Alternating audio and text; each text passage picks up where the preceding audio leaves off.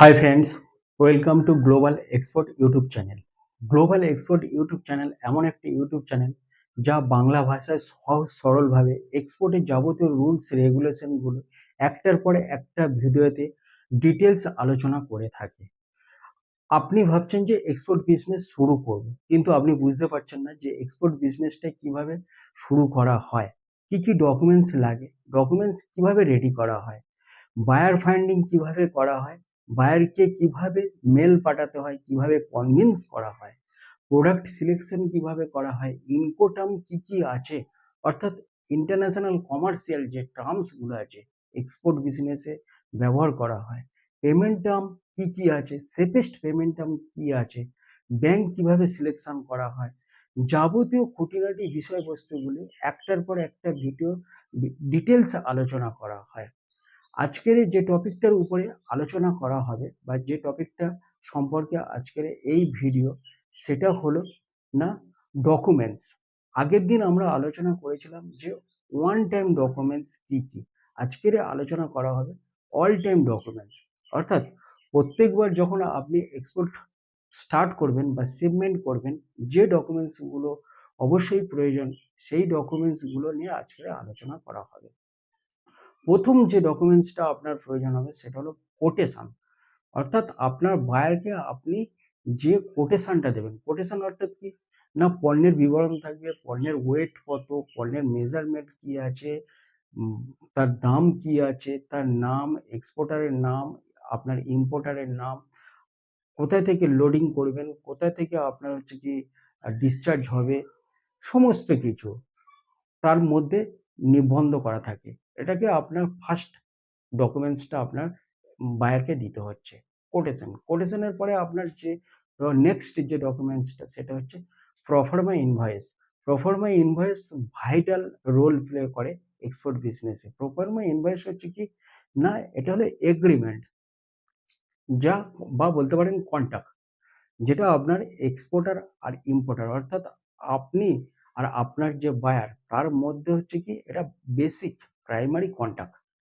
Proforma ইনভয়েসের মধ্যে কি থাকে, সমস্ত কিছুই, এক্সপোর্টারের নাম, ইম্পোর্টারের নাম, এক্সপোর্টারের কান্ট্রি, ইম্পোর্টারের country, port of discharge, port of loading, আপনার প্রোডাক্টের হচ্ছে কি সমস্ত বিবরণ, বা হচ্ছে কি প্রোফার্মা ইনভয়েসের ডেট, প্রোফার্মা ইনভয়েসের হচ্ছে কি নাম্বার, সমস্ত কিছু মেনশন করা থাকে।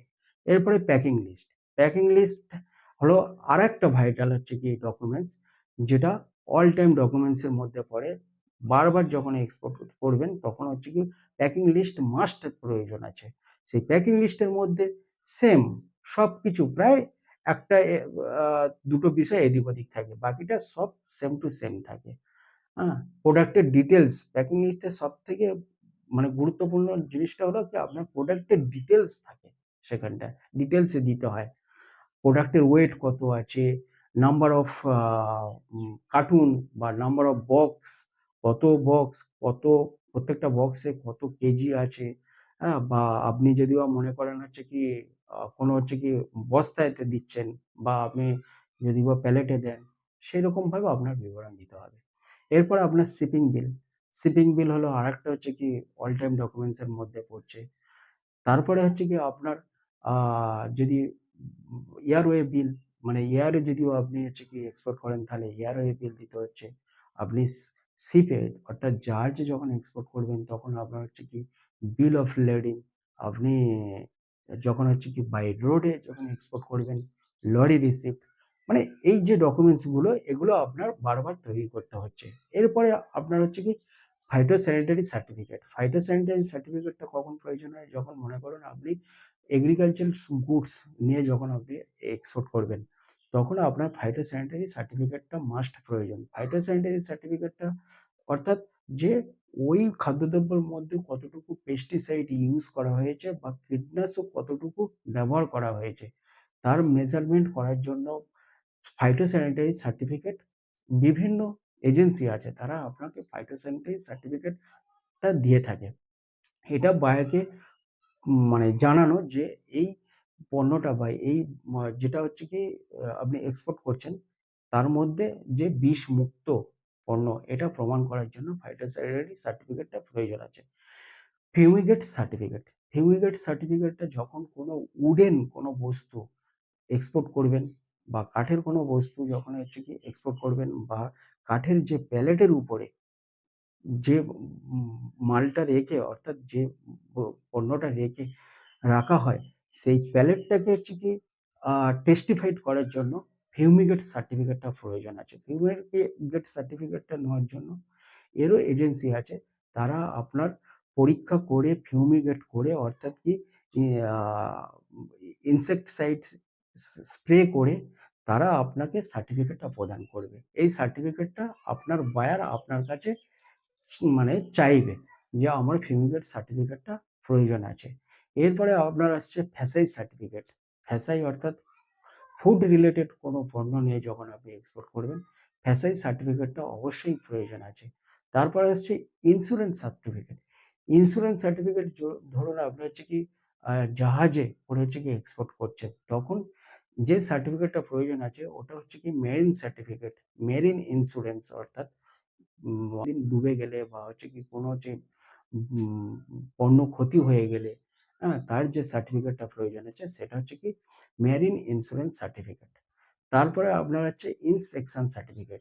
ইন্সপেকশন অর্থাৎ কি বায়ার যদিবা আপনার উপরে না ভরসা করে যে তার রিকোয়ারমেন্ট অনুযায়ী, তার ডিমান্ড অনুযায়ী যদিবা ঠিক পণ্য যদিবা তার মনে যদিবা না লাগে যে আমার পণ্যটা ঠিক আছে কিনা, সে হতে পারে কোয়ালিটি কিংবা হচ্ছে কি সাইজ কিংবা বিভিন্ন তার কালার বা আপনার যা কিছু তার মনে যদি ডাউট থাকে, সে তখন আপনাকে বলবে যে হচ্ছে কি ইন্সপেকশন সার্টিফিকেটটা আমার প্রয়োজন। এবার ইন্সপেকশন সার্টিফিকেট নিতে গেলে বিভিন্ন এজেন্সি আছে, তারা আসবে, এসে আপনার যে এক্সপোর্ট যে গুডস সেটাকে তারা পরীক্ষা করবে এবং পরীক্ষা করার পরে তারা সন্তুষ্ট হলে আপনাকে ইন্সপেকশন সার্টিফিকেটটা তারাই প্রদান করবে। যেমন একটা প্রতিষ্ঠান হচ্ছে এসজিএস। এই এসজিএস এরাই কিন্তু হচ্ছে কি ওয়ার্ল্ড ওয়াইড ইন্সপেকশন করে থাকে। এনারা কিন্তু আপনার ইন্সপেকশন সার্টিফিকেটটা প্রদান করবে। এরপর হচ্ছে আপনার country of origin. Country of origin সার্টিফিকেটটা নিতে গেলে চেম্বার অফ কমার্সে আপনার মেম্বারশিপ নিতে হবে। তো বিভিন্ন রাজ্যে বিভিন্ন চেম্বার অফ কমার্স আছে, যেমন বেঙ্গল চেম্বার অফ কমার্স, আপনি যদি বেঙ্গলে হয়ে থাকেন, আসামে যদিও হয়ে থাকেন Assam chamber of commerce, Tripura হলে Tripura chamber of commerce, Gujarat হলে গুজরাট চেম্বার অফ কমার্স। এই চেম্বার অফ কমার্সের আপনার মেম্বারশিপ নেওয়া হয়ে গেলে ওরাই আপনার কান্ট্রি অফ অরিজিন সার্টিফিকেট প্রদান করবে। এই কান্ট্রি অফ অরিজিন সার্টিফিকেটটা খুব ভাইটাল সার্টিফিকেট। যখন আপনার হচ্ছে কি ইম্পোর্টার ওই দেশে তার গুডসটা যখন কাস্টম ক্লিয়ারেন্স করবে, তখন কিন্তু সার্টিফিকেটটা প্রয়োজন যে ওই বায়ার অরিজিনাল যে দেশে উল্লেখ করা আছে প্রপার লোডিং বা কান্ট্রি, এক্সপোর্টার কান্ট্রি, তখন সেটা প্রুফ করার জন্য কান্ট্রি অফ অরিজিন সার্টিফিকেটটা প্রয়োজন আছে। তাহলে এই যে ১০ থেকে ১১টা যে ডকুমেন্টস বললাম, এই ডকুমেন্টসগুলো আপনার অল টাইম ডকুমেন্টস। এক্সপোর্ট করার সময় এই ডকুমেন্টসগুলো অবশ্যই প্রয়োজন। তাহলে আমার দেওয়া যে ইনফরমেশন যদি আপনার ভালো লেগে থাকে, তাহলে এই চ্যানেলটাকে সাবস্ক্রাইব করবেন আর বেল আইকনকে প্রেস করবেন। এরপরে এক্সপোর্টের যাবতীয় যদি কোনো বিষয়ে জানার থাকে, তাহলে নিচে দেওয়া ফোন নাম্বারে আপনারা যোগাযোগ করতে পারেন, কল করতে পারেন কিংবা হোয়াটসঅ্যাপ করতে পারেন। নমস্কার।